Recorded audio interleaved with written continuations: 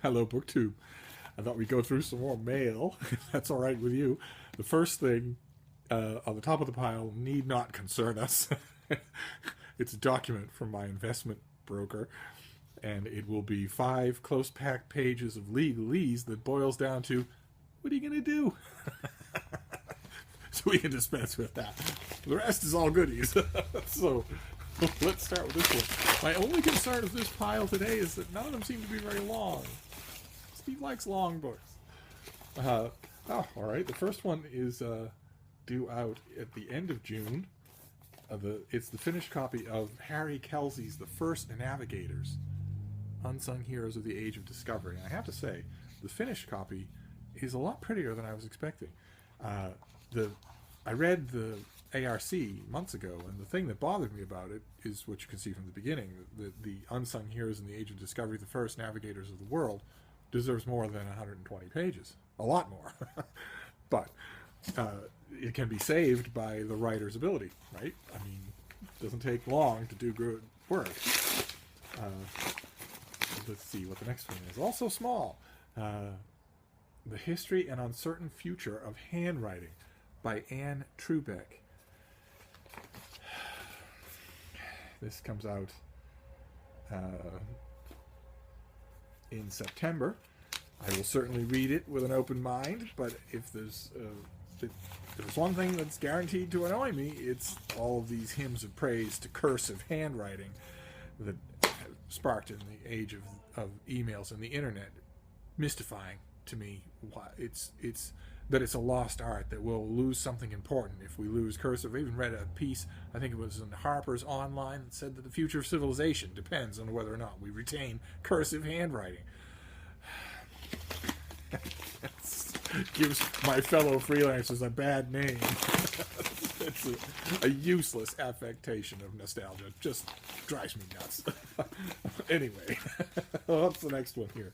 This is oh, nice. This is also late June. This is Life and Work by Tim Parks. The subtitle is Writers, Readers, and the Conversations Between Them, which is always a fun kind of book to read. In a series of provocative, incisive, and unflinching essays written over the past decade and collected for the first time here, what would a flinching essay look like? Do you know? I don't. Parks reveals how style and content in a novel reflect the whole pattern of communication and positioning of the author in ordinary and daily behavior.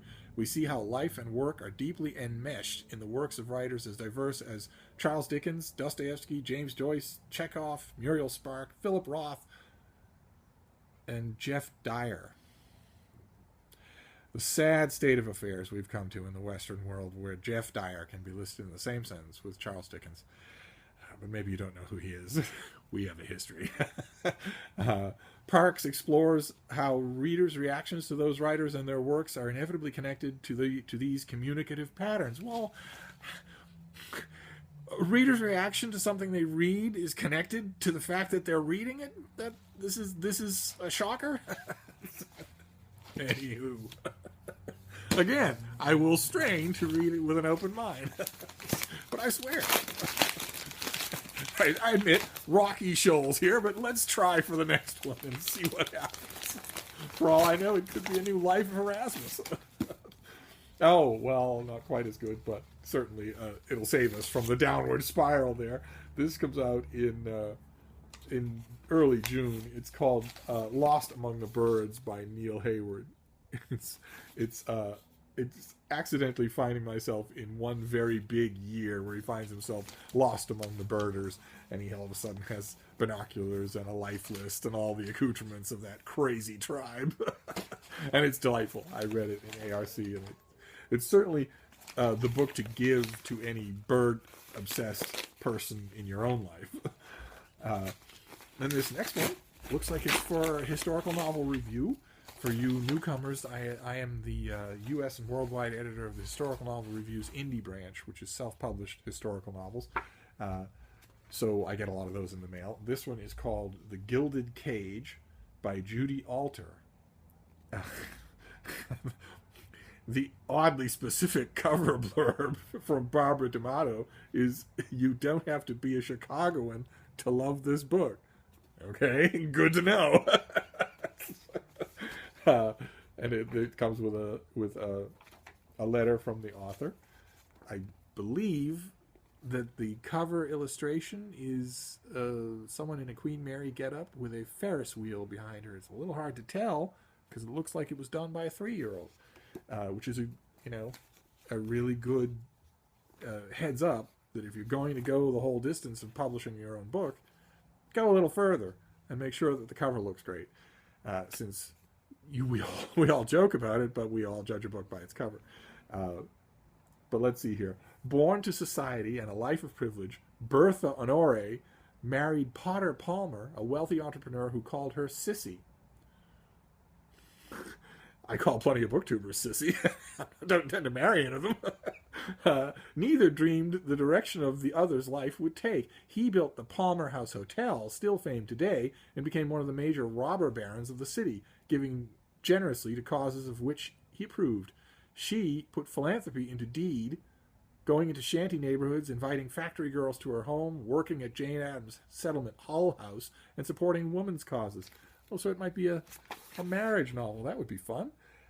Certainly something I can overlook the cover for. And then the last package today. Let's see here. This is not historical novel review. Okay. This is unknown to me. It comes out on the 1st of June. It's called We're All Damaged by Matthew Norman. I am not. But let's see here. How did I know that he would look like that? How did I know? He lives in Baltimore with his wife and 2 daughters. Well, he doesn't live in Brooklyn. That's surprise number 1. He wrote, his first novel was Domestic Violets.